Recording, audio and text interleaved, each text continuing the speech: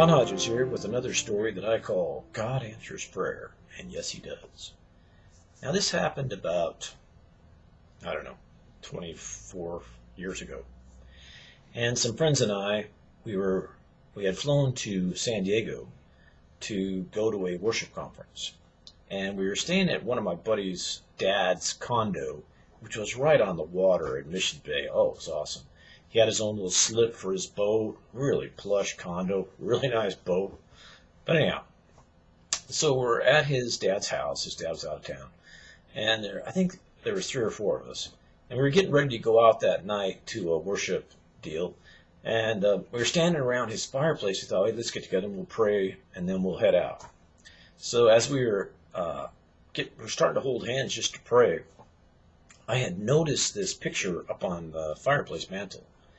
And it was a guy with I can't remember exactly, but I just thought, well, maybe that's my friend's dad, But the Lord really impressed upon my heart as I looked at this photo that we need to pray for him, which, this has never happened to me before. It's kind of an event. And so I thought, well, that's weird, but whatever. So I said, hey, Dennis, is that a picture of your dad up there on the fireplace? And I pointed at it. He goes, yeah. And I said, I just felt like the Lord put on my heart that we should be praying for your dad. Is he a Christian? And he goes, oh, no, my dad's not a Christian. He said, as a matter of fact, I prayed for my dad for years to come to know the Lord. And I just basically gave up. I haven't prayed for him in a long time. And I said, well, maybe we need to start praying for him again.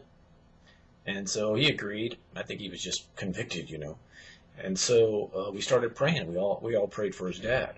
And then I would say over the next few years, on and off, it may have came to mind and I prayed for him, But about 5 or 6 years later, I saw Dennis at church, and he comes up to me, he's all smiles and everything. He said, you're not going to believe it.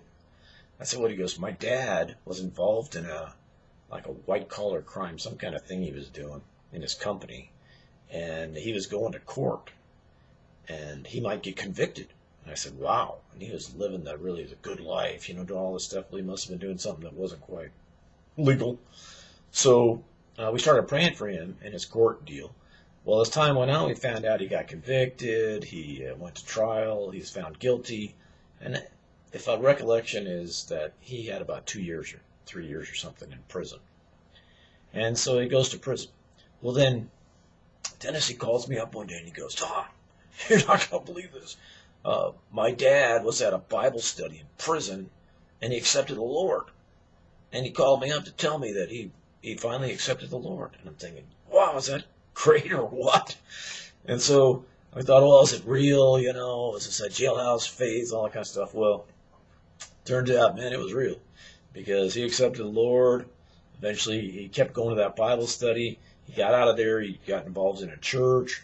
And then I think he even got to the point where he was teaching Bible studies. But it just goes to show you that God answers prayer, number one. And He cares more about your family than you do. And He loves your parents, your kids, and your spouse more than you do. And He wants to see them all saved. And so when God puts something on your heart, do it. There's been many times He's put things on my heart, and I didn't do it. And I don't know what could have happened if I would have listened, been obedient. But this is one time where He put it on my heart, and I did do it. And I'm thankful for that, because I got a part of the blessing. I got a chance to see Him work, and I got a piece of the action, really. Got to see God work. It was really an awesome time.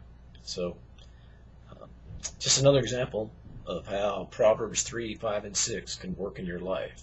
And if you don't know that verse, look it up, because it's a beauty. Alrighty. Hey, God bless you.